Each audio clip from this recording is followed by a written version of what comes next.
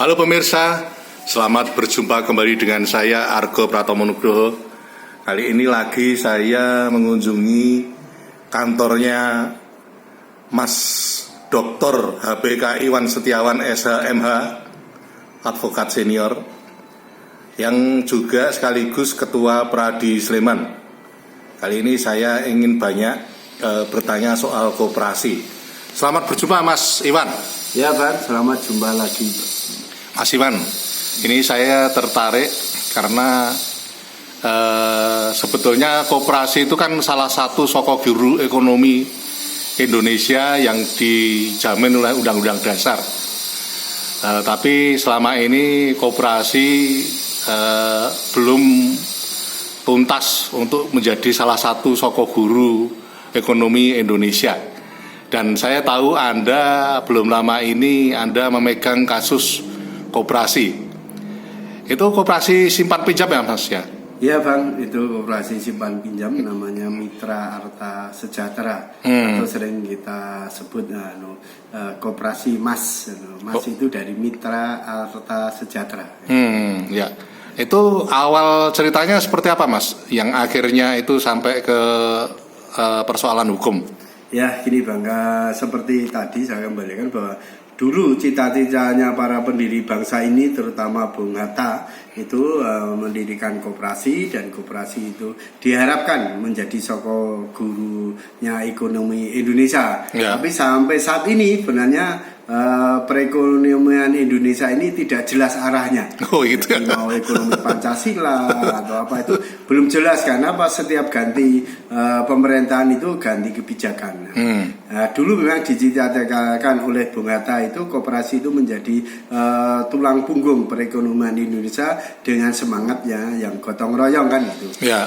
Tapi dalam kenyataannya koperasi ini tidak memahami filosofi yang diinginkan oleh pendiri koperasi sendiri, itu adalah Bung Hatta itu. Ya. Nah, dalam prakteknya koperasi yang ada di Indonesia ini masih tetap menjalankan usahanya itu tetap dengan sistem perbankan gitu.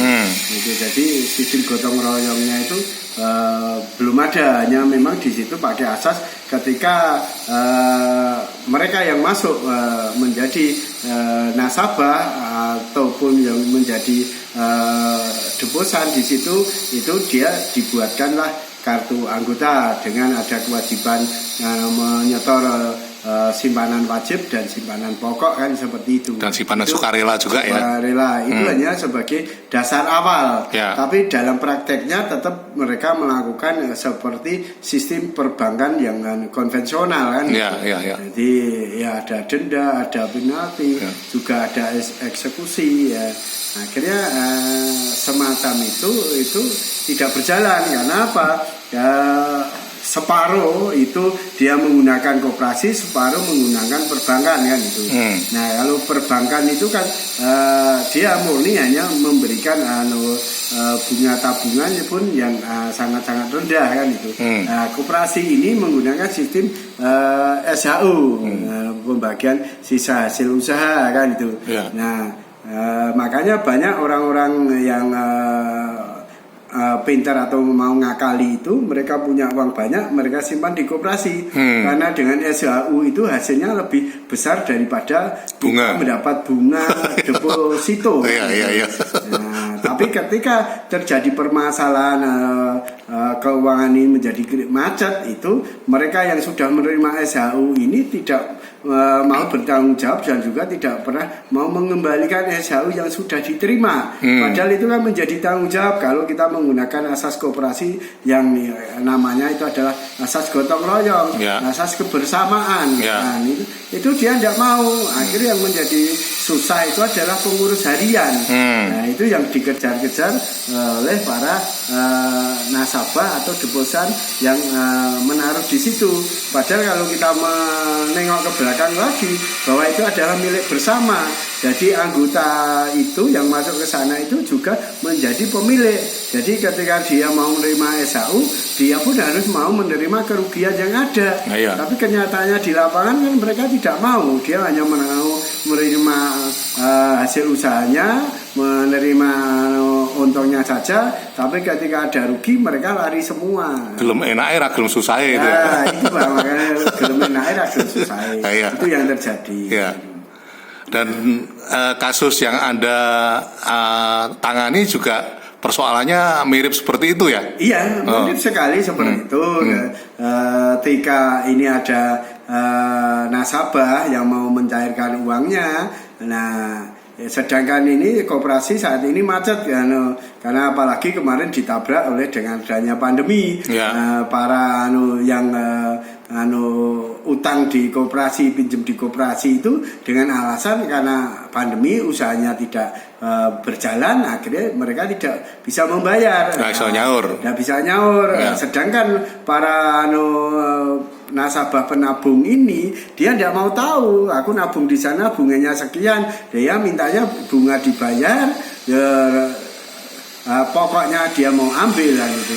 Nah sedangkan pengurus koperasi itu tidak mau tahu, dia mau ketika menerima pembagian SHU mereka dengan tertawa-tertawa dan memuja-muja bahwa pengurus harian itu luar biasa bekerjanya. Tapi ketika ini disambati seperti ini, nah, mereka lari semua, malah ada yang akan melaporkan secara pidana juga gitu. Padahal itu persoalan perdata ya? Ya, padahal ini persoalan perdata dan juga aset-aset yang itu juga ada, dan aset itu kalau dicairkan itu masih lebih dari cukup untuk membayar kewajiban-kewajiban kepada nasabah koperasi.